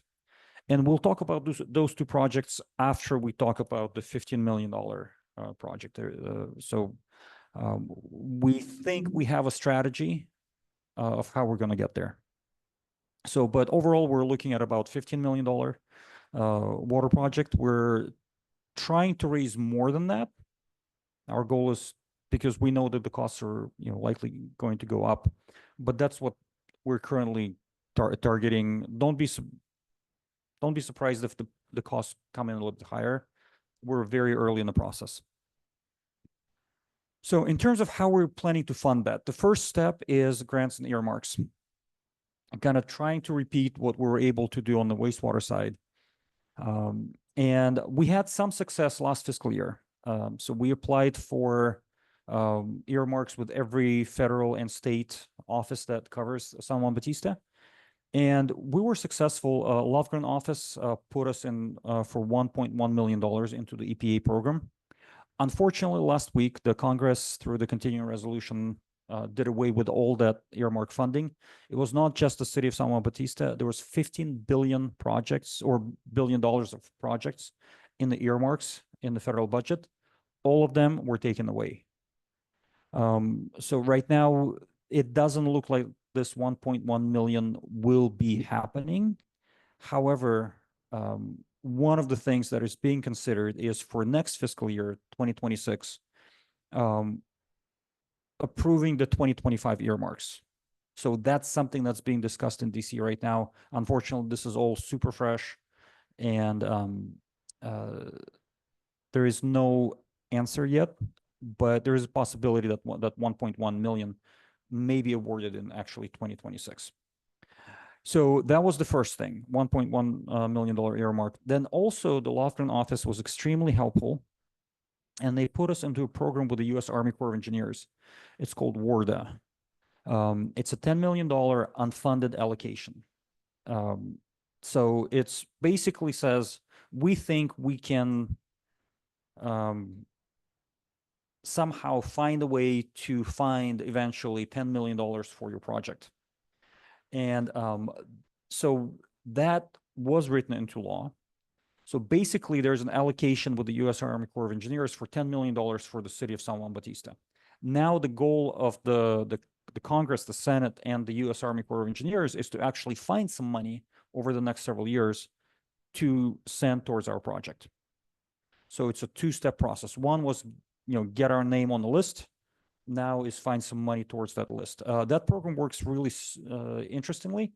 The Corps will have to, if any funding comes to us, the funding will come in incremental stages of what's needed for that specific fiscal year.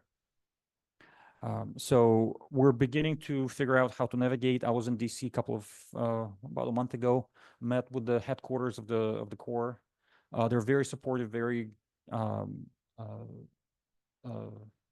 the people in DC know about San Juan Bautista. I'll put it at that. The problem is the Corps program is extremely competitive. So we're lobbying on the Senate and Congress side to make sure that there is a reminders with the Corps that our project is important. So that's what we've been able to get so far. Last year, the state did not fund any projects due to budget problems. So, but we finished the year with a $10 million unfunded allocation, which is better than the poke in the eye. So now 2026 is starting, the fiscal year 2026. The requests are happening this week. On Friday, we will be submitting the request to Senator Schiff's office. and on Monday to Senator Padilla. Lofgren has not opened the earmark window yet.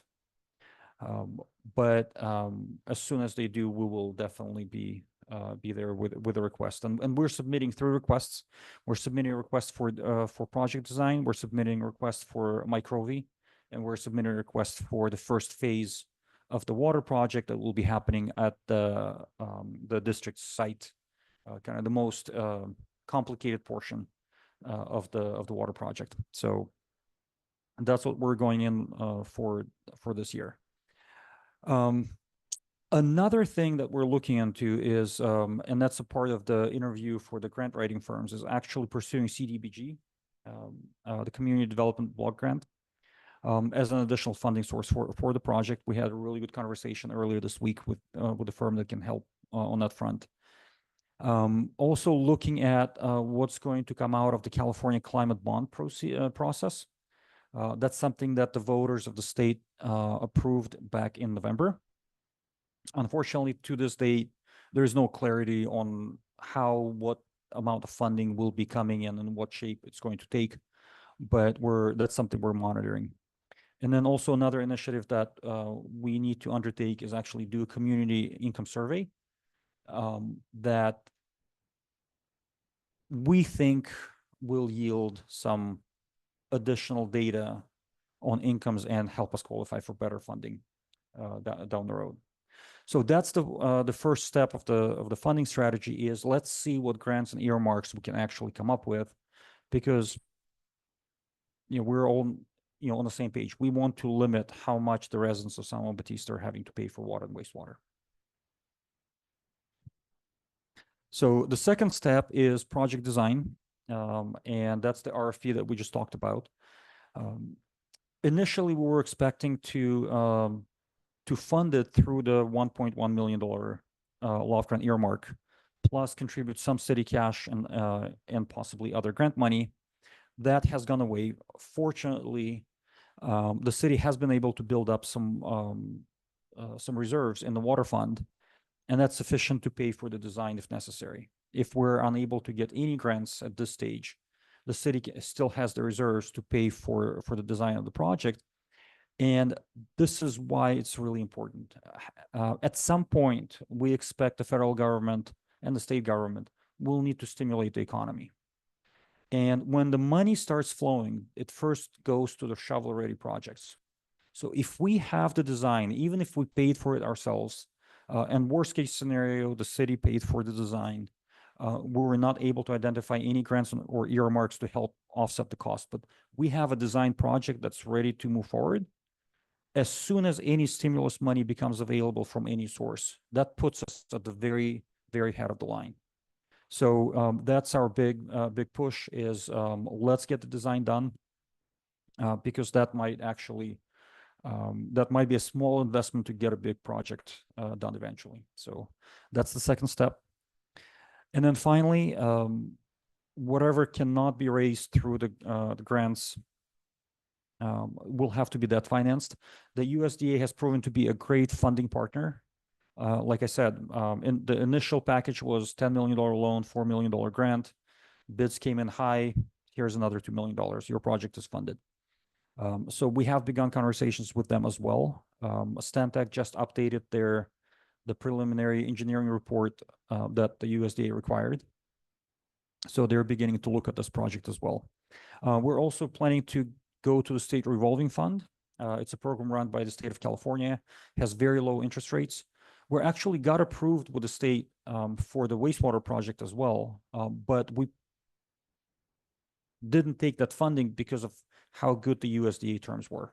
The USDA offered a much better project than the state revolving fund. So, but to be successful in the SRF, we have to be substantially done with the design. And that's another reason to get the RFP out. And then finally, if USDA or state revolving fund does not happen, we can pursue bonds or bank loans, and the interest rates are actually not horrible. If you look at the last 30 years of where interest rates are, about 0.5% of the time the rates were higher. It's just the last decade was extremely low interest rates. But historically speaking, we're not by far at the worst end of the interest rate spectrum. So now the two other projects that we don't include in the $15 million budget. The first one is Microvi, and that's to actually bring back well 6 to life. And we're estimating about $750,000. Some of it is equipment, some of it is construction, some of it is design. We have several funding sources that we're going to be looking at for that project. One is the Microvi has been successful in getting Bureau of Reclamation grants for their projects. So we're planning to ask them to pursue those. Also, like I said, we're putting this into the earmark requests for this year.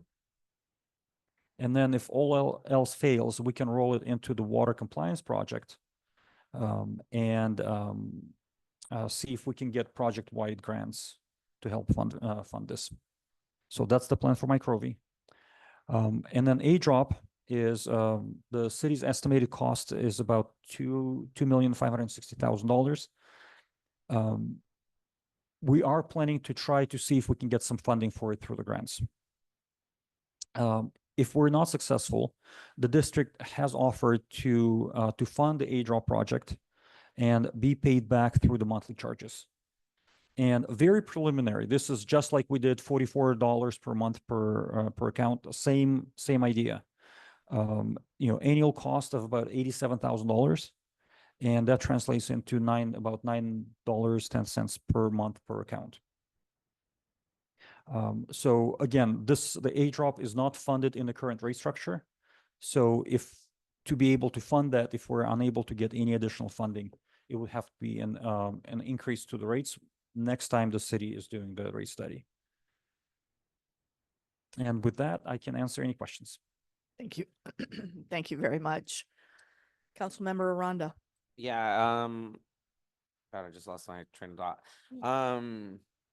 Oh, no questions other than a comment that on like going back to the whole funding situation, I really want to see if we can get it all grant funded, all whatever.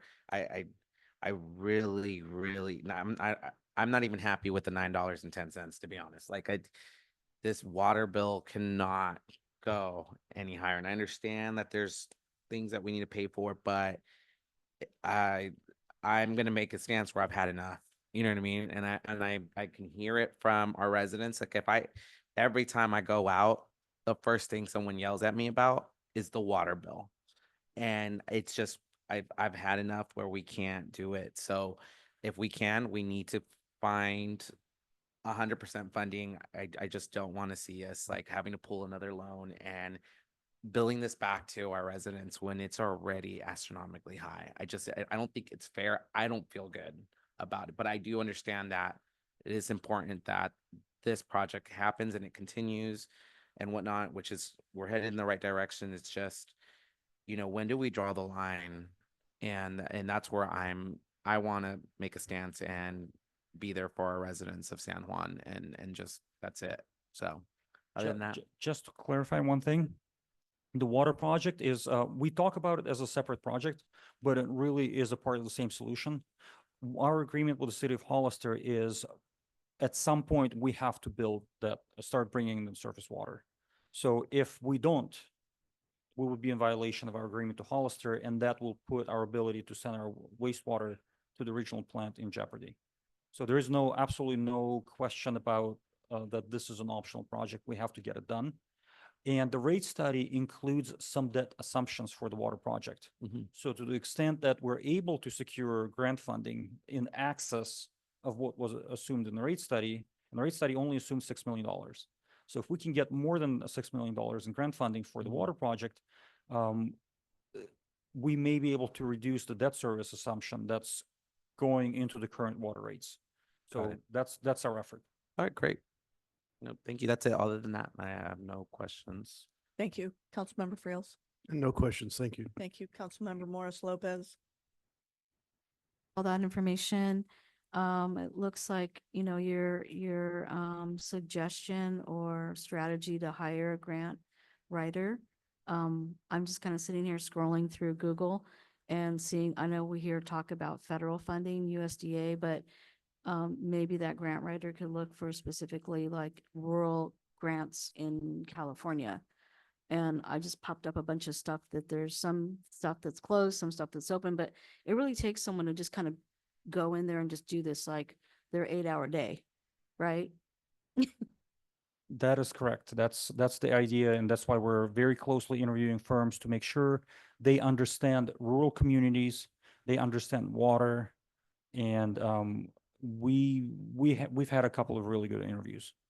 And the last comment was, I would think, and this is me being a novice, is that I would think that, for the rural projects, and especially our community being so small in Hollister, they'd look at that and say, hey, they don't need that much of our money. Let's give it to them, right? If it was just that easy.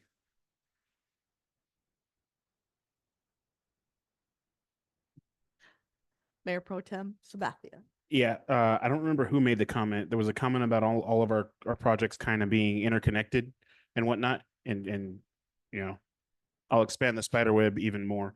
Part of the price we stay for paying small is that we are on the hook to pay for a lot of these things ourselves. And so I don't like it referred to as unfair. This is not an attack. This is just a counter to what you're saying.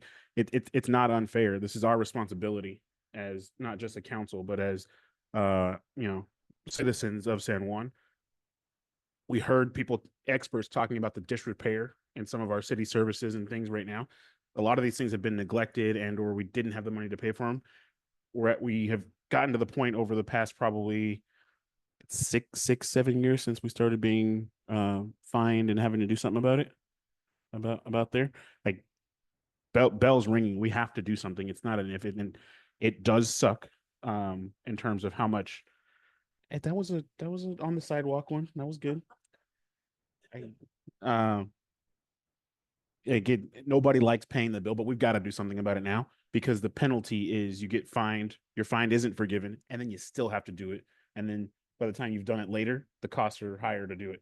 And so now is the time to be doing all these things. And I'm excited that we have, experts in our corner, people helping us do these things properly. Can we bring back up your last 2 slides, Dimitri? I had some specific comments about, and I'm happy that we're looking and going into. Sounds like we can expect. I kind of heard you make a promise that we're going to do better than our kind of 50% on the wastewater with this water project. We're going in with an initial estimate of about 50. I think there's a window open with the presentation.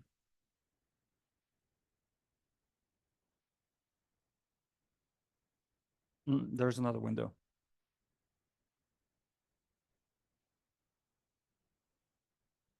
Oh, now it's gone.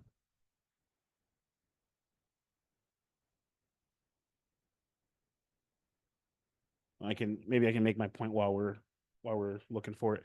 But you have these two portions of the microvi and the A drop not included in the original, kind of scope of work or budgeting. If we don't get funding for those, does the project and the part of that 15 million estimate that could also go up, can we still move forward with just that portion of it if we don't get the extra funding for those 2 projects, or is that like a total cancellation, not finding funding for those 2 additions? So microvi is independent.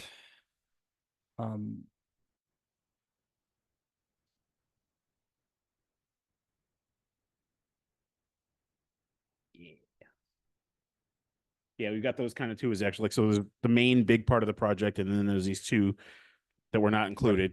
Right. And I kind of question, and what I'm pulling on is if we don't find that extra 3.2-ish, 3.3,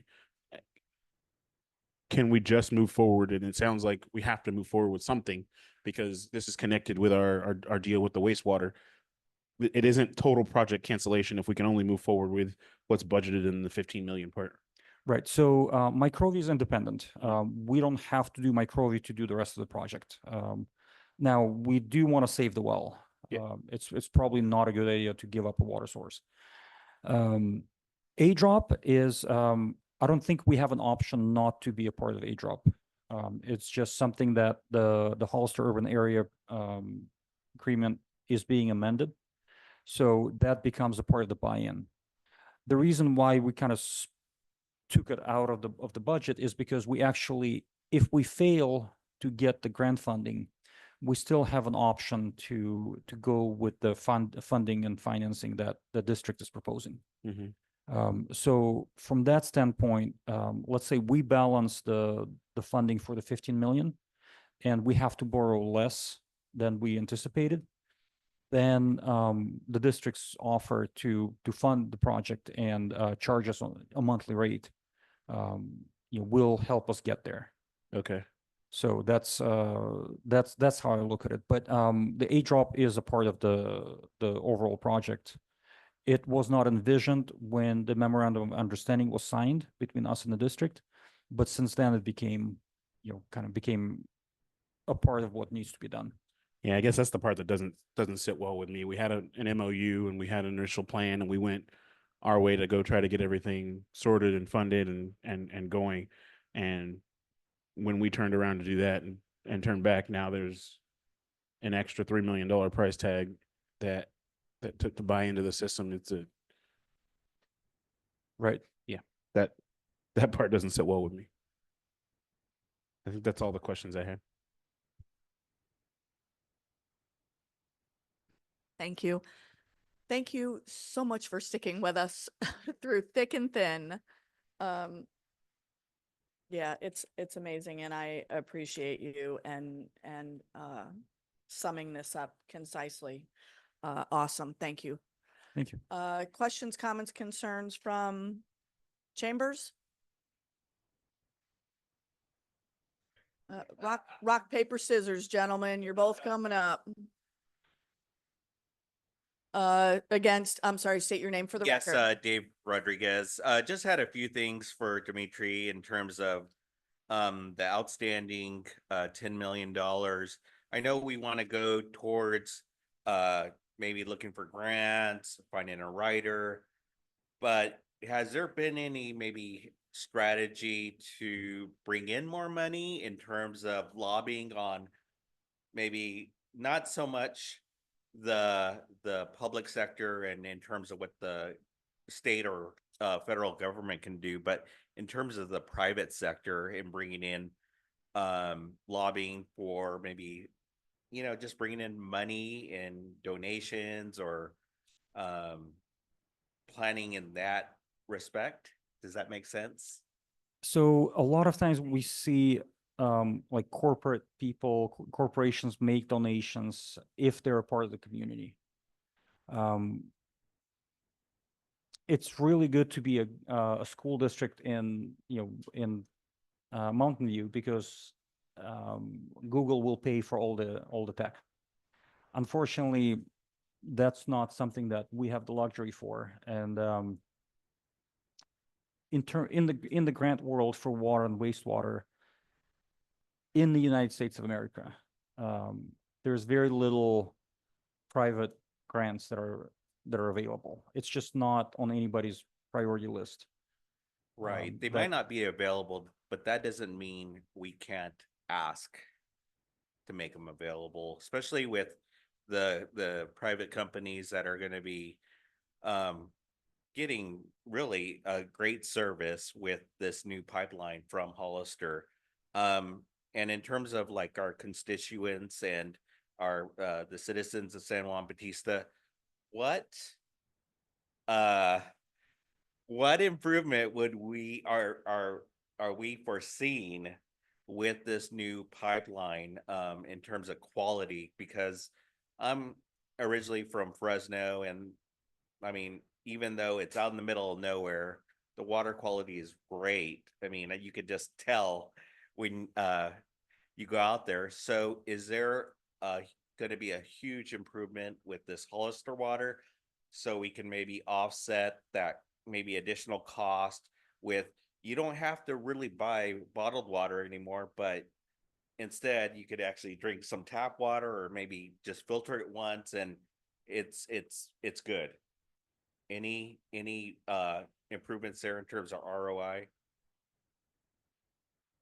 that we should expect? I would have to defer to engineers in this room. That's a very interesting question. Yeah. I'm gonna pick on the Water Management District for a second, because I think Dana Jacobson might be able to give some context. Yeah, that'd be Um, great. I mean, that'd be great to let to let the public know, hey, even though we're planning this, this is what the benefits are. And they should be huge because water is a huge thing with us. So Thank you. Dana, come on up. But just a snippet of that is that's why we're bringing this water in. Our water, as our city manager stated early on, our water is very hard. It's high in solids and high in salts. Our incoming water is higher than our effluent discharge levels are on our wastewater plant, so we need it for that and to hopefully eliminate water softeners. So that's the idea of bringing the new pipeline in. Dana, take it away.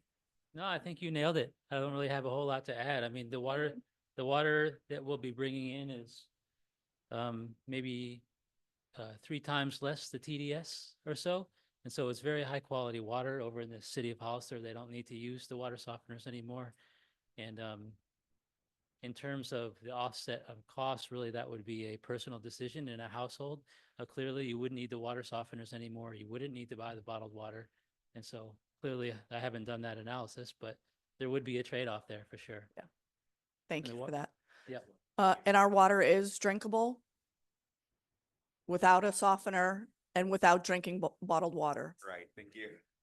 My pleasure. I'm a chemist. I test water for a living.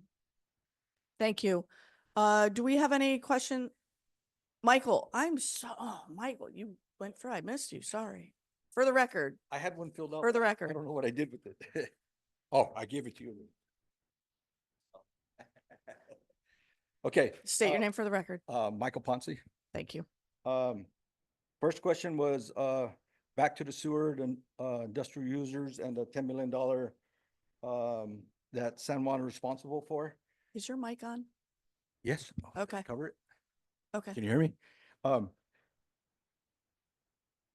We have to pay the 833 connections, whatever, have to pay the 10 million. The industrial users are included in that, but I don't feel that they're paying their fair share. I know the previous city manager also talked about looking into the industrial users paying a portion of our fines that we've incurred over the years. I hope we're working on that. I am encouraged to hear that there is progress being made with the industrial users, and I've heard that before, and it kind of died down. I hope that it continues. So I think we should be looking into industrial users paying more than what they're paying now for the use, because like the previous city manager mentioned, we do have leverage. We don't have to accept their sewer. We can cut them off anytime. We don't want to do that. We want to play fair, and we would hope that they play fair too. On the water side, we're talking $15 million. 2020, I believe the cost was $8,233 for the project. So we have almost increased that cost in 5 years, 50%. Now our water rate study that increased our bills, I believe, was on this total. So now we're looking at $15 million. What's going to happen to our water rates? Because I believe that that rate increase ends 2026. So what's that going to do to the water rates? Because like Councilman Aranda said, the water rates are enormous. What else do I have? Oh, McCrovey, you talked about bringing it back to life. Is that going to fully bring back the capacity of well number 6 to 450 gallons per minute? Or is that only a portion of the capacity that that well can bring? And you were correct in stating that this whole project is a 4-part project. sewer, water, eliminating water softeners, and working with the industrial users. So I hope that we do continue to make progress with the industrial users. And I hope that they would play fair with us. Like I said before, goodbye. Thank you, Michael. So Dimitri, if you can just, you said something about, the rate structure and, the offset and, ha-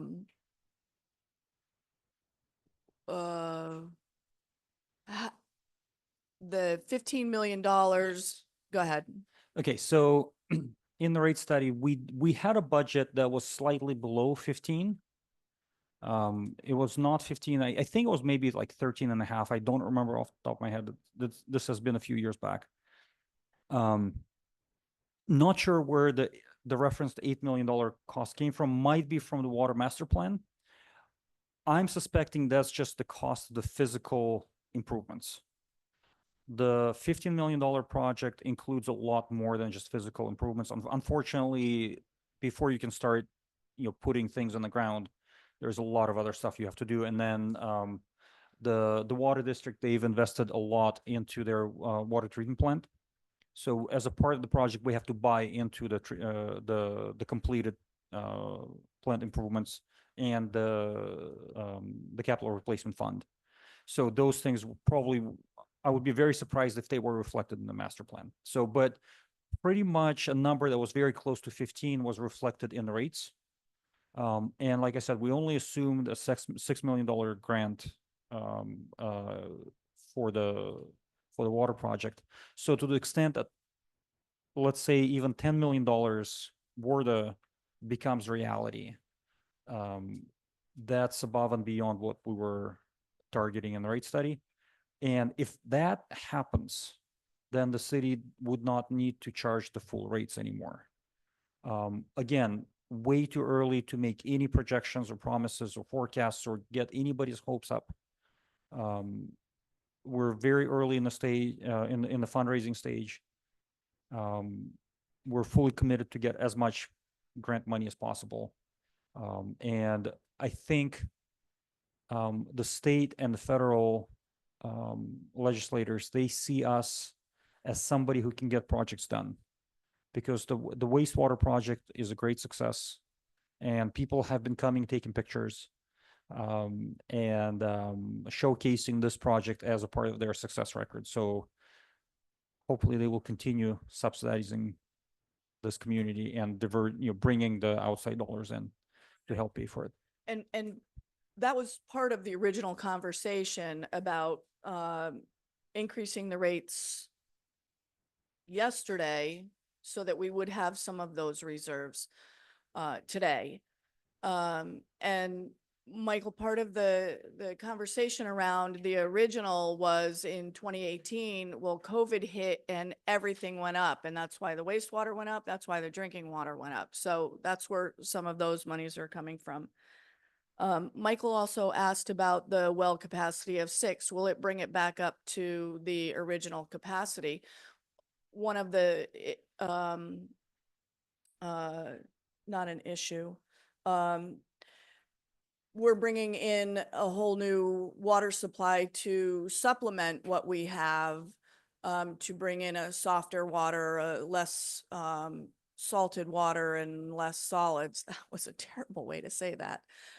So even if we needed to, we don't have to bring it back up to the